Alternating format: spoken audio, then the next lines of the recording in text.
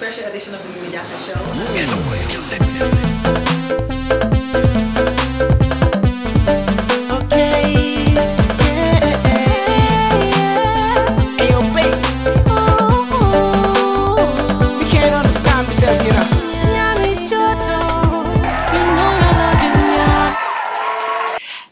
Welcome to special edition of the JANHA show. I'm your host, Mrs. JANHA. We are in Queens, New York today to this beautiful lady known as Cynthia McCright. She is a masseuse and she can make sure she heals you.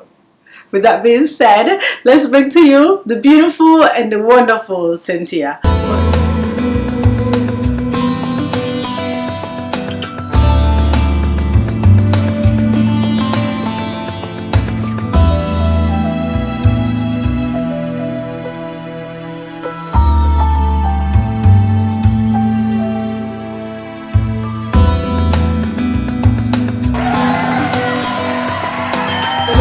It's so amazing to have you on the show today. If you just want to tell our viewers out there that are watching the show don't really know who you are, tell us a little bit about yourself. Okay, so my name, as Mimi mentioned, Cynthia McCright, and I'm born and raised in New York City.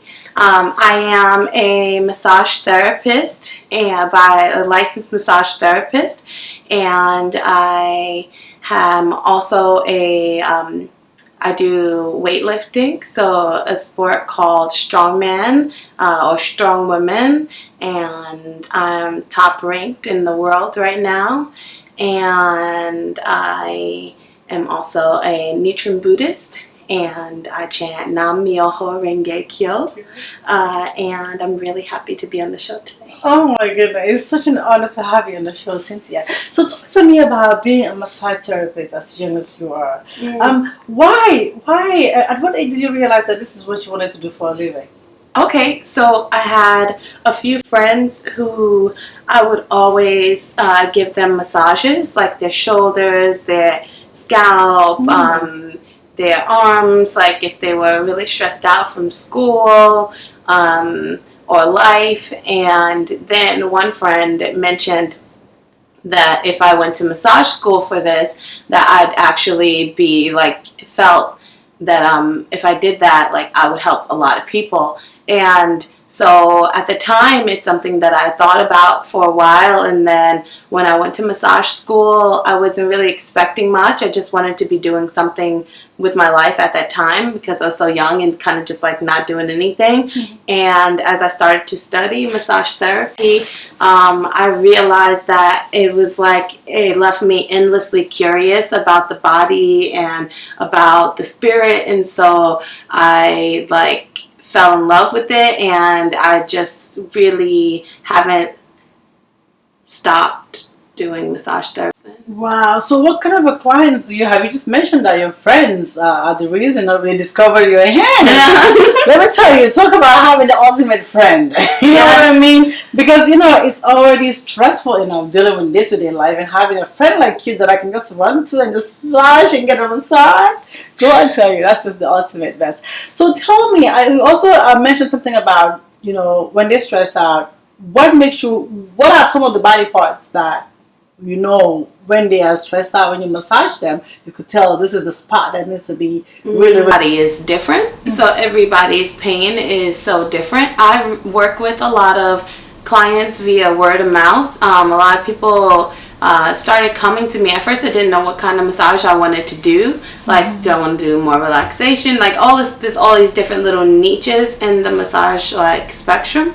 And I started to find that I really loved working with people who have physical impediments. So whether it's someone who is injured from sports activity, or someone who has an occupation that causes their body to be in some kind of compromised position, whether it's they're typing all day, or if they're a doctor and they're always leaning over people, or a hairdresser and they're always cutting and doing different positions. So I really love that people, I feel this life is about being happy. Sure. So go out there, be happy, do whatever it is that makes you happy, and if it happens to compromise your body because of the technique you have to use to do it, then like just get care afterwards to keep you able to keep doing that thing you love.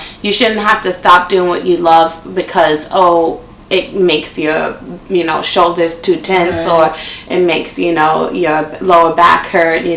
Like you have to go out there and keep doing your work. So come see me after, and then I'll keep you going. Totally.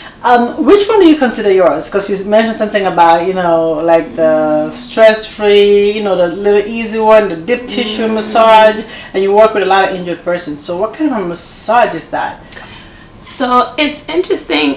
It's just very therapeutic, Mimi. I never know. Like in school, we learned so many different techniques. We learned a lot about working with the body from like a Western perspective. So very straightforward, like pathology being like, is this person's like posture, occupation, like all these different things that come into play. I'm really fascinated with the like spiritual aspect of massage. So a lot of acupressure and just like 5-element Chinese theory. So like the idea that like our body holds on to energy, or like the energy of our body like gets stored different places based on how we feel, or we feel a certain way based on where the energy is stored. So it's energy. Massage is connected to energy. How is that so? Okay, that's a good. I want to know, because those are like some of the most very important thing that I believe y'all need to know. Because if your energy is messed up, don't come out. Energy can be defined in so many different ways. For the purpose of me explaining my occupation, I will say that I view energy in several different ways. Mostly I just view the energy that the body has, like, I feel like the energy is like everything you were born with. Like, so your blood, your nervous system, like I'm really fascinated by the nervous system, by the brain. And so the nervous system, you have all these nerves that like affect like everything in your body, including, your organs and your hormones and your blood, and ultimately like your state of being. And so and the energy that you have inside then creates your reality. So if there's a person who is having this like tremendous lower back pain, for example, it's possible that this person also has like a great fear of moving forward in life, and then because they can't move, they physically can't move, which creates this fear of not being able to move forward, whether it's like a relationship that they're in that they're not sure if they can they stop, maybe then they stop like putting into the relationship. Go ahead, carry on. Very interesting. Or like maybe it's like a job that they're in. Maybe the job caused the lower back pain, but really the emotional state that comes out of the lower back pain is also like the emotional state that started it to begin with, which is this fear of being in this job, or this lack of like desire to be in the job. And so like having this like stagnation, we look at a stagnation this isolated area of like tension, or this isolated area of built up energy, like it can really pull away from other aspects of our being. So we're not whole, we're not well, we're not in balance. And when that person's out of balance, then or when that person's returned to balance, they can perceive things differently now. They can perceive their relationship more refreshed, more clear. They can perceive their job more clearly. They can maybe have more confidence to take the action that they need to take to be in a career where they're happy, or feel a sense of refreshed direction within the career that they've been in, so it's this amazing idea, or this amazing concept that we as is within is without, and our environment doesn't really cause what we feel inside. What we feel inside causes our environment. Huh. Oh my goodness. It's amazing. We believe that all people are psychic, and that psychic is just really a thought, and I do follow like physics a lot and like the growing changes in like the realm of physics, and I'm really always, since very early years, like really had a hard time personally believing in separateness. I always felt like so much connected to everybody, and that like we all so connected. And then interesting thing, I found like Nichiren Buddhism, and that talked about the interconnectedness of life. And then there's this term that we use in Buddhism, many in body, one in mind, which means to, that like, we are all very unique, all very different, but we can all share the same ideals for respecting the dignity of all life. And like, so being of that one singular mind of just everyone really, really just wants to be happy, no matter how you look or where you're from, or where you were raised, or what you do for a living. Like everyone at the root, everyone is this like innate ability to be happy. So like that really like struck me a lot in like my fascination with physics, because like I always felt like, man, we are like, there's something here with the thought thing, because why is it if I think of a person, they show up? Why is it if, like I'm really craving like this certain particular kind of sweet thing, all of a sudden, my client shows up and my client has the sweet thing I was craving. Like, why is it? So I want to cut you off. So you're telling me that your thought process can manifest into reality? Yes. Huh. Yes. That's so. Absolutely. And everyone can try it, and I encourage you all to try it. Wow. It's amazing just talking to you. It's just very enlightening. I mean, as young as you are, and you have all this thought process. Anyway, let's talk about the Buddhism part. You just mentioned it right now. Thank you. Were you born as a Buddhist? No, actually. So I was born to a family that I believe Southern Baptist family, and then I feel like we went to church like maybe for like baptisms, christenings, and I went to church with my nana, who was I don't want to be wrong, she was like I believe she was evangelist faith, and went to church with her a couple of Easters, and that was really fun. I have great memories of that. To me, it was more like as an outsider looking in. I never really felt like an insider of that aspect. I loved the gospel songs she would share, so like that part of faith was great. Only I didn't really know too much about the Bible or like Christianity until I went to Catholic school between the ages of 10 and 14. And so that was really interesting for me, because I feel like I was really like, I always had like, from learning, we all have this innate desire, I think to be like, to have like a great life, and to like, like be good or see goodness. And so for me, I really like thought, in order to be like, have a good life, then I had to do whatever like the, church said, so that I can like be happy, and so that God wouldn't punish me and all this other stuff. So you feel like you were obligated to be Christian because you were born in the religion? Yes. Interesting. And so I was doing, I didn't realize like that I had like a choice and option. So I was going to school in this, and I started to get really into it because I really committed to it. And like then like all this political stuff came out about the church that really made me feel like so confused. What kind of political stuff? At the time that I was going to school, I was in the 6th or 7th grade when they started talking about a lot of cases of molestation in the church. And then the way that it was dealt with, I feel like no one really was brought to justice. Everyone kind of just was sent somewhere else, or like maybe taken away from the clergy, but not really reprimanded within society, like not really brought to justice. So I began to like really dislike towards religion. Yeah.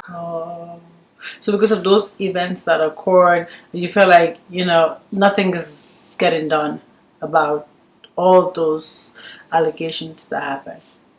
Yeah, so I was like, I went from being like very like devout to being like very like rebellious.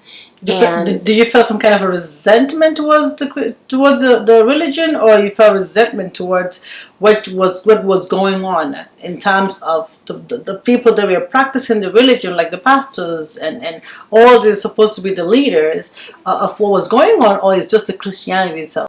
Well, I felt like this. I felt like, okay, I felt like, the people are people. True. I always felt like there's goodness in people, there's badness in people, and you can bring forth whatever you want it to be. However, the way that the church members and like the church priests, because this wasn't happening in my school or in my church. So it was in general. It was in general.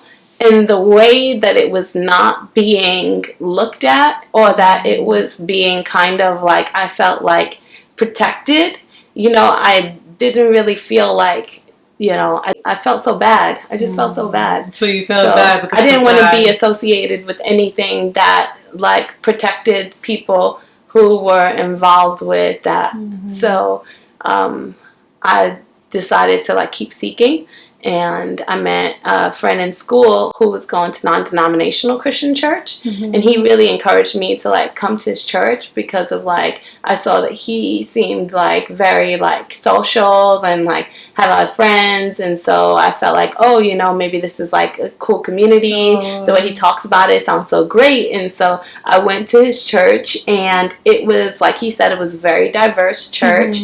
And I don't really remember much about what the pastor, or like, I think it was pastor, but the pastor had shared. But I remember that I didn't feel anything. I felt no connection. You felt no connection. So meaning your energy wasn't just feeling the vibe of the environment. Interesting. So we'll be right back after this break. Keep it locked.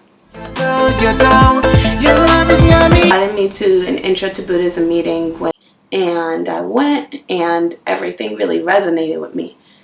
Just that we all have the potential in our own lives to create our own happiness and our own suffering, and that we all also like the idea that like karma is not something that you can't change, but that like karma, your circumstances, your situation, is something that you're in control over. So let me just try to. So when you went to the to Buddhism, what was it? How do you call that? Nichiren Buddhism, SGI Buddhism. So when you went there, you just felt the connection right away. As soon as I walked in the door. Before they started even telling you anything about the religion. So when I walked in the door to the Culture Center in Union Square, I was greeted right away by people at the desk, and they were just like so welcoming. It felt, and so calm, just so calm and so welcoming. I really felt like, this is so weird. I feel like they knew I was coming today, and like they like, I just felt, yeah, that's how it feels. Wow. It feels like, wow, they must have known I was coming or something. And then I start to feel like vibration on I'm very sensitive, so I start to feel like this vibration, and I was just like, oh, I wonder what that is. And as I started to get closer to the room where the meeting was, you could hear just the chanting in the voice, and so like the chanting together like really emits this like a beautiful song almost, and a beautiful vibration. So I was like, whoa, I could feel that all the way on the first floor. Wow. And this is like the third floor. So that's interesting. yeah. That is so. I mean, from Christianity to Buddhism, what is one thing that changes about you? Involved in Christianity and Catholicism, there was this big emphasis on Jesus Christ being the one who is responsible for God, Jesus, Holy Spirit, all of them. Like, you have to turn over your entire being to these entities, and then those entities will take care of you. But there was also this emphasis of like you have to be good enough in order for them to change your fate. And so a lot of times when things wouldn't change, and I would just think, oh, I'm such a bad person. Oh, okay, I see. So because of that, you didn't feel like you belong because you couldn't fit in based on what they preach is, right? Yeah, I just always between the time of Christianity and Buddhism, I had started to develop my own thinking and just feeling like I create my own reality. And is that based on when you start getting knowledge in Buddhism, or it's just in general? That was in general through different different synchronicities in life, like meeting certain people and experimenting, seeing I completely stopped praying for a long time, and then just really started focusing on cultivating my own things. So be like, oh, I really want this thing, I'm gonna go out and get it because no one's gonna get it for me. Every time I pray, nothing happens. I had this point of view because of my experience. One thing that I will say too is that there was no one thing that I really love about Nichiren Buddhism is the emphasis on study. So we are, all of us, encouraged to study and read the writings. And in school we studied religion class, and we had in Catholic school, and we had, I don't want to make this a comparison of the two, because I know a lot of people who really feel great things about it and really feel helped by it, but for me, I just never made that connection because I never I don't know if it was not really being supported in it, or not knowing where to turn, or misreading the Bible, or misreading the interpretation of the Bible. So it was just always kind of left me leaving there, I never felt refreshed. I always felt oh man, I'm just I really have no hope, my only hope is that I die maybe and go to heaven. Anything that you wish you've done differently growing up as a Christian to now being a Buddhist? Love that question, because before I decided to start practicing Nichiren Buddhism and chanting Nam Myoho Renge Kyo, I was full of regrets. All these things I wish I'd never done. And then when I started to practice Buddhism and really study the writings of President Ikeda, who's the mentor of the Soka Gakkai International, I realized, he's always encouraging youth to live your life free of regrets. And the best way to live your life free of regrets is to really practice this Buddhism truly. And so it's amazing because Soka Gakkai stands for Value Creation Society, and Buddhism itself is all about value creation.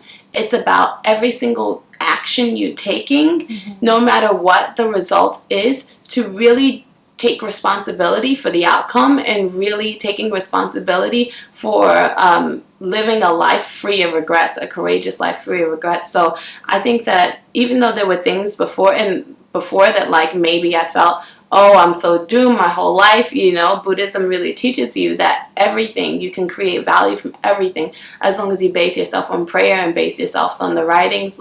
You really see, and I got to really see wow, so many things, even in this time of 4 years, I've been able to see things transform themselves. Things that used to make me so miserable, the thought of it, that I would just try to push it out. Now I feel more confident and more less controlled by and less emotional about. And so I really believe that this Buddhism can help us transform any kind of doubt we have about living, any kind of negative regret that we may have had, and figure out a way, like not just to like superficially, oh, I don't feel regret anymore, I feel okay, but to like actualize like a new way of being that makes whatever happened, you know, like you can't go into the past, but you can create something so great right now in this moment that came from such an awful thing, that awful thing no longer is an awful thing. Now it's become a springboard of hope for so many people. Wow. So is it fair to say that Buddhism actually, it gives you a liberty of being human and living life? Absolutely. We'll be right back after this break. Keep it locked. I was even able to show me how to chant. Let's take a look at some. Namyo Renge Kyo, Namyo Renge Kyo, Namyo Renge Kyo, Namyo Renge Kyo, Namyo Renge Kyo, Namyo. It's so peaceful, actually. How many times do you have to say that? How many times do you say that? And how often do you chant? So I chant every morning and evening. Yes. We have daily practice is usually morning recitation of the morning gangyo, morning recitation of liturgy book, and then evening gangyo. So like morning gangyo could be whatever time you wake up, evening gangyo whatever time you get home. And so you just know where written inside the writings of Nichiren Daishonin that tell us how long we have to chant or say Nam Myoho Renge Kyo. Usually we are encouraged to chant to our heart's content. So we're also encouraged to really challenge ourselves, because I find in anyone who chants this Nam Myoho Renge Kyo sincerely, with the goal, with the mission in mind, like something that they really want to see manifest or happen, they will find that the more daimoku chanting Nam Myoho Renge Kyo that you put towards whatever it is you are desiring to create, like the more things shift inside of your life, and then the more things shift in your environment. So it becomes like maybe in the beginning I would chant 2 minutes, and then in the morning and 2 minutes in the evening, just to try it out. And I would see, whoa, and this Buddhism is not just based on the writings, it's also, or the theory, it's based on actual proof. So anyone out there who's going through anything or who wants to go through something particularly, and maybe they feel like it's impossible. Actually, it's better if you feel like this is something that's absolutely impossible. Pick that impossible thing and then decide, I'm going to chant for 2 minutes or 5 minutes in the morning and 5 minutes in the evening, and you will start to see a transformation.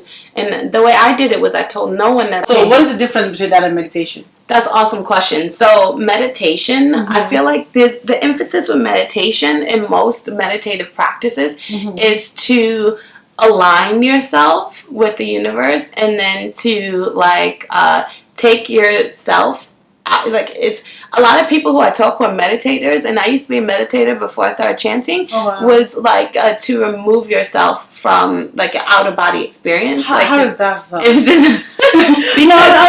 really, it's very intriguing.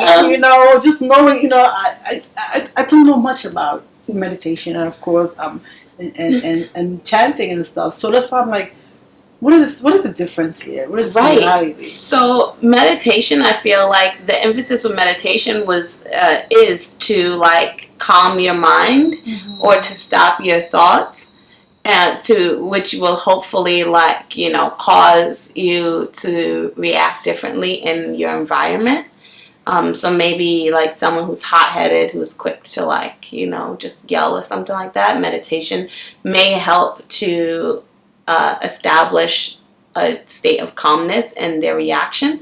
But in Buddhism, Nichiren Buddhism, we believe that there's all these different emotions, and there's like, you know, there's anger, there's like this feeling of suffering, there's this feeling of happiness, there's this feeling of like all these different feelings, positive and negative, but we don't believe that living beings are supposed to separate ourselves from any of those feelings, because it's impossible. They're all innate, they're all inside of us, you know. So like the idea that you can just all of a sudden like stop being like, you know, there's a time to get angry. You know, true. You know, it's inhumane almost to like never get angry. Yeah. That's true. So in Buddhism teaches us like the chanting will align you with your Buddha nature. We don't believe that the Buddha is outside of ourselves, that the Buddha is some mystical being, even though Prince Siddhartha was an actual person who virtually, like, I guess, established Buddhism like so long ago, or like helped to be one of the founders of Buddhism so long ago. Like he's still a person, a human being. He's not a god and a deity, you know. So just to clear myself in my ignorance of the whole entire, you know. So the Buddha, the guy, you know, the guy that sits on the mat. Because I mean, for a while, I always thought that that's the God that the Buddhists worship. So he is not really a God. Is that what you're saying? Yes. Oh wow. Yeah. So Buddha is a person. Buddha acts person. Have you ever chanted and then the thing came to reality? All the time. Like what? Every single time. So you can chant for anything you want to see.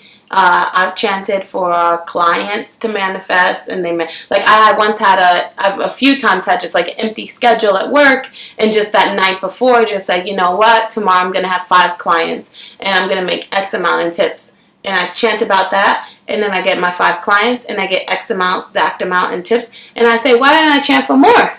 What? So like that. But the chanting is just not saying, repeating the Nam-myoho Renge-kyo. It's more like you have to believe it, you have to manifest it. So it's very spiritual. It's very spiritual, and like I think anyone can try it, even if you don't believe it. I think that's even a better way to try to disprove it, you know, because you know, Myoho means mystic law. So this is the mystic law of cause and effect. Renge is cause and effect. So we believe that everything you do, say, don't do, don't think, don't do, like everything is simultaneous in that same moment producing an effect. Whether we see the effect right away or later is up to like certain, you know, it's up to the conditions, you know, the conditions around us. You know, a lot of people, they want to see great things happen, but the truth is that you have to make the cause for that to happen. You can't sit around and say, oh, I want to be, you know, the strongest woman in the world, and never go to the gym and always just eat things that make your body weak, you know?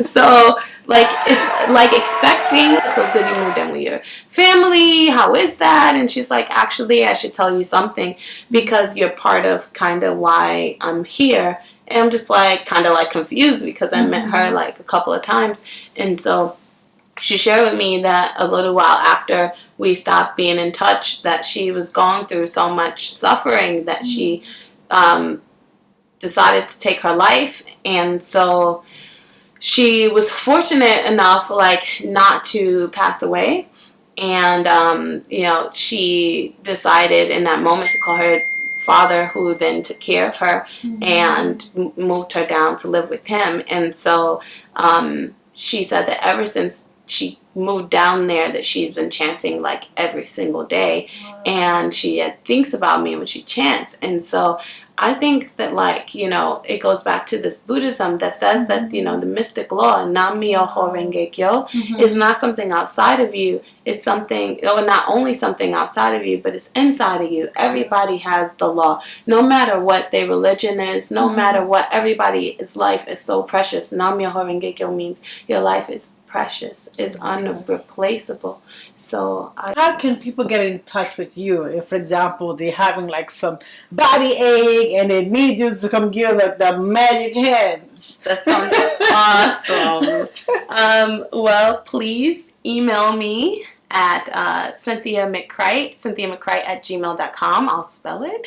It's CYNTHIAMCCRIGHT@gmail.com. You can also find me on Facebook and send me a message saying, hey, saw you on the Mimi JANHA show. Yes. And they're really, really ready to come get a massage and take care of this pain. Or you don't even have to be in pain. You just want to relax. So that's my type of stuff. So do you also travel to your clients? I do. If you're in certain areas of Queens and certain areas of Manhattan or Brooklyn, I can travel to you. But do you travel outside the States?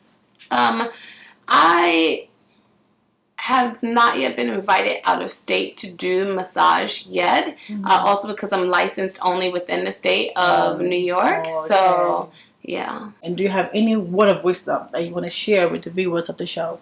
Well, thank you. I always get a lot of encouragement from my Living Buddhism and World Tribune subscriptions. They always have so many things to say about what the best way to live is. Mostly, I think I would say is to never give up and to always have a dream, something you're working towards, and to really always, you know, in those harshest moments where you feel the most suffering, to please like reach out to another person, maybe for help, or mostly just to see how that person's doing, because sometimes when we're suffering the most and we reach out to a person to take care of them, it can actually make us feel instantly better. And I would say that, you know, for me, I'm really fighting to live my life with more gratitude. So, you know, stay humble, stay grateful, and help someone new today. Thank you. JANHA show, special edition with my girl, Cynthia. Peace. Peace.